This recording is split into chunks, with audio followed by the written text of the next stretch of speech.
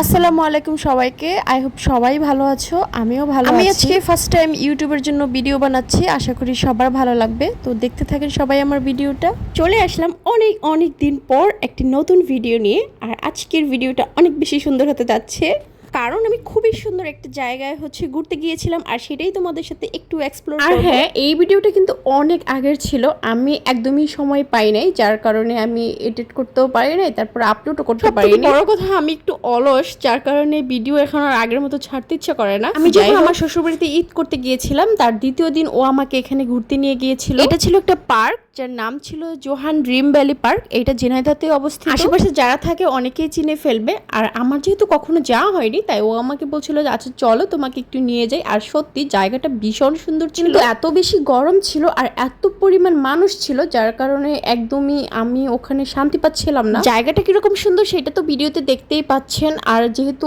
অনেক বড় ছিল, যার কারণে সবটা আমি ক্যাপচারও করি নাই। সব থেকে বড় কথা, মানুষের জন্য আসলে ভিডিও এভাবে নেওয়াই যাচ্ছিল না। আমি অনেক কষ্টে যে কর্নারটা একটু পেয়েছিলাম ছবি তোলার জন্য। মানে ঈদে তো এমনিতেই অনেক বেশি ভিড় থাকে, আশেপাশে এত বেশি মানুষ ছিল, খুবই খারাপ লাগছিল। এখানে কিন্তু ওয়াটার কিংডমও ছিল, কিন্তু ওখানে আমার যেতে ইচ্ছা করে না, কারণ এত বেশি ভিড় ছিল। আর মানে সুইমিং পুলে এত বেশি মানুষ থাকে, সেখানে আমার কাছে মনে হয় আমি যখন সুইমিং করবো তখন একদমই খুবই কম মানুষ থাকবে, আর সেখানে আমি ইচ্ছে মতো সাঁতার কাটতে পারি, মানে আমার ভালো লাগে। আর ওখানে তো প্রায় হাজার হাজার মানুষ ছিল, আর এইরকম জায়গায় তো জীবনেও নামতে ইচ্ছা করে না আমার। যাই হোক, আমি বিকালে একটু হাঁটছিলাম। কিন্তু বিশাল বড় আর অনেক বেশি সুন্দর, সত্যি অনেক বেশি সুন্দর। যদি অল্প মানুষ থাকতো তাহলে মনে হয় হেঁটে বেশি সবাই যার যার মতো সময় কাটাচ্ছিল, যার যার ফ্যামিলি নিয়ে এসেছে, আমরাও হাঁটছিলাম, দুজন সময় কাটাচ্ছিলাম। আমি কিন্তু অনেক ঘুরেছি এবার শ্বশুর বাড়িতে যে। যাই হোক, কিন্তু ফোনে ওরকম ভিডিও নেওয়া হয় না। আমি কিন্তু এখানে যে খাওয়া দাওয়া করেছি, কিন্তু সেটার ভিডিও ছিল না। আর এখানে এই ফুলগুলো এত বেশি সুন্দর ছিল, তাই আমি একটু সিনেমাটিক শট নিচ্ছিলাম। অনেক ভালো লাগার একটা জিনিস,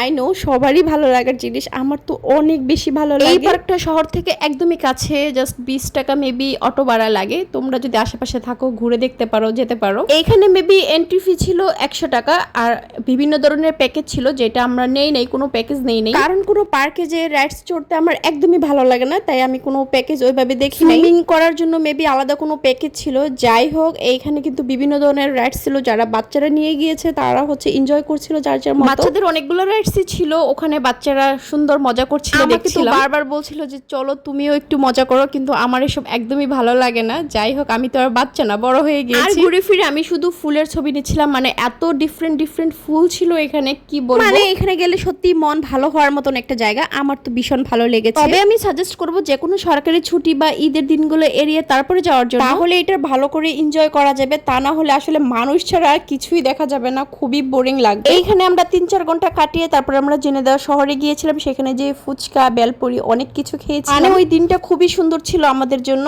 আজকের ভিডিও এই পর্যন্ত। আপনারা সবাই ভালো থাকবেন, সুস্থ থাকবেন। আল্লাহ হাফেজ।